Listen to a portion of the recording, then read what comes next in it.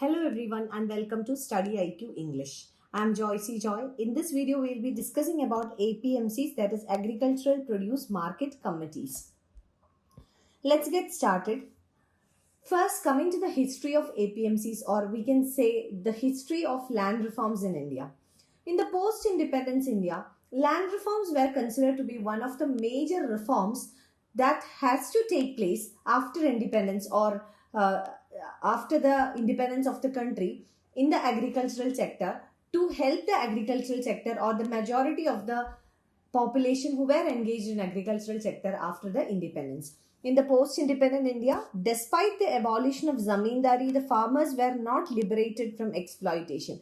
So we will see that the abolition of zamindari system was a part of land reforms in the country. That is, the zamindari system was abolished, not just zamindari. In general, the abolition of intermediaries was a part of land reforms in India, which was considered to be a major milestone in achieving the liberation of farmers from exploitation.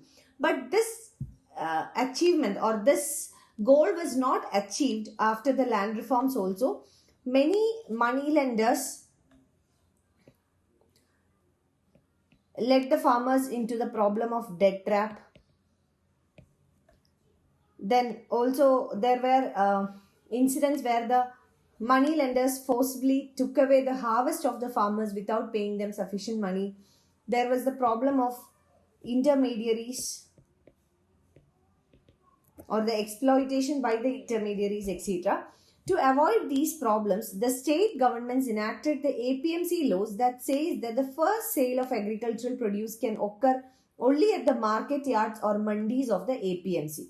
APMCs are Agriculture Produce Market Committees. So, since agriculture is a state subject, the legislation, the enabling legislation for the creation of APMCs, Agricultural Produce Market Committees, were done by the state government.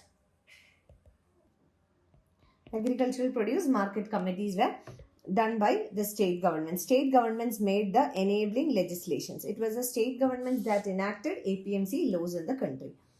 Now we'll come to the problems faced by the APMCs, Agriculture Produce Market Committees. Agents in the APMCs have the ability to manipulate prices and deprive the farmers of remunerative prices. That is, the agents who work in the APMCs, the agents or the registered traders of the APMCs have the ability or capacity to manipulate the prices and deprive the farmers from remunerative prices. They engage in hoarding and artificial storage of food supply in retail market, thereby driving up the food inflation for profiteering. So, first problem we can say that the problems created by the agents in APMCs. Created by the agents in APMCs.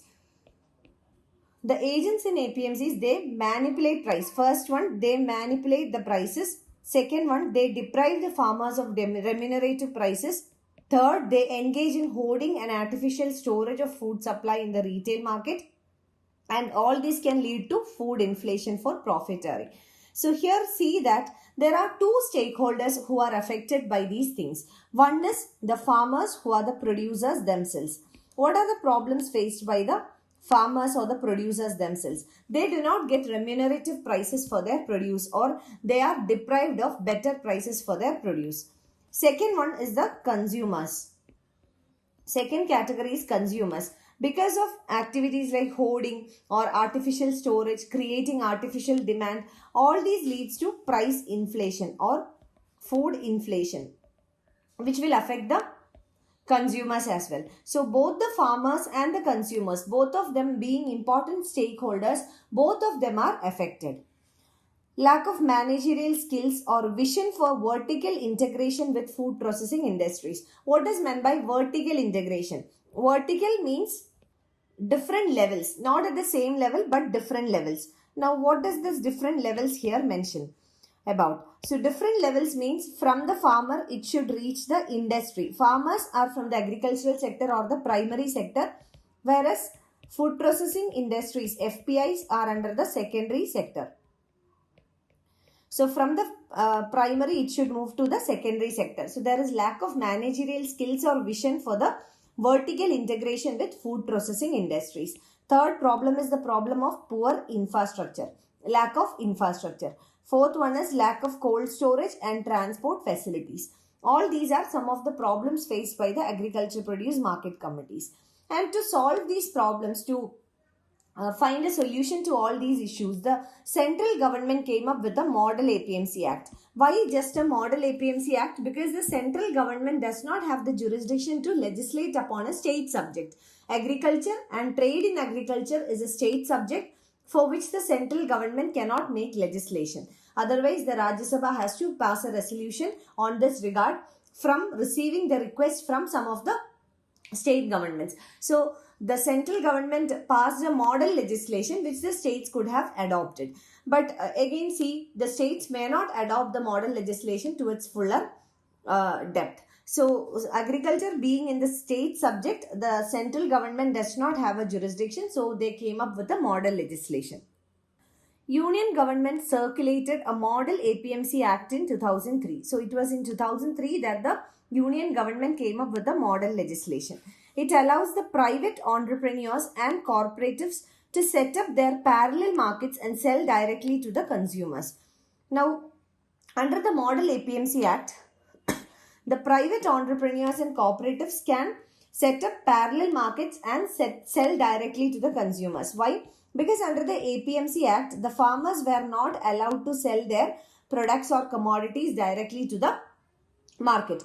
Directly to other market other than to the APMC mandis. Under the Model APMC Act, the farmers were allowed to sell their produce outside the mandis as well. It allows corporate companies to engage farmers in contract farming and directly purchase the produce from farm gate. That is, it encouraged contract farming. Contract farming is a pre-harvest agreement between the producers, that is farmers, and the buyers, that is the corporates, or it can be food processing industries, it can be traders, it can be wholesalers. So it's an agreement between the buyers and the sellers which enters into an agreement that a particular quantity, a predetermined quantity will be procured at a particular price at a particular time. So this is helpful to both the farmers as well as to the consumers. The Union government released the Model Agricultural Produce and Livestock Marketing Act of 2017, and this has better features than Model APMC Act of 2003. Why 2017 Model Act is much more wider? Because it covers agricultural commodities. Apart from that, it also covers livestock, fisheries and poultry as well. Then came the Model Contract Farming Act of 2018. Model Contract Act, it aims to protect the farmers engaged in contract farming with better features than the Model APMC Act of 2003. So, Model Contract Farming Act, it's not contract, it's a spell error, sorry, it's a Contract Farming Act. Now, coming to APMC Ordinance or the Act of 2020. State APMC Act and Union Ordinance will have a comparison. Now, State APMC Act have provisions within the state, whereas Union Ordinance covers intrastate and interstate trade as well. Under the State APMC Act, first agricultural trade can be conducted only at the mandis and not at farm gate. That means the farmers can sell their produce only within the mandis. Whereas in the Union Ordinance, it can be conducted at any farm gate, factory, warehouse, cold storage, APMC mandi, cooperative society or anywhere else.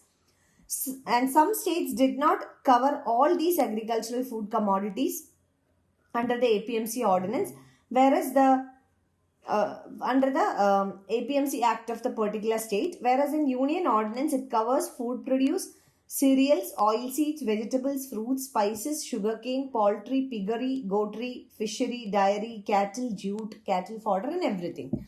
So it has an extensive coverage. State Act did not have clear provisions, whereas in case of the Union Ordinance, electronic trading was permitted. Private players were allowed to set up e-platforms. Union will decide norms for it. The Union government will be deciding the norms on this. There were no clear provisions for dispute settlement and State Act, but But in case of union ordinance, the buyers must pay farmer within 1 to 3 working days. If there is any dispute, complaint should be given to subdivisional magistrate or the SDM. State government mandis used to charge market fee, cess or levy on the farmers for sale, whereas no union or state tax on such sale or purchase of raw commodity in the union ordinance. These were the differences between the union ordinance and the state legislations. So this is about APMC, Agriculture Produce Market Committees. Thank you so much for watching. I'll meet you again in the next video. Wish you all the very best.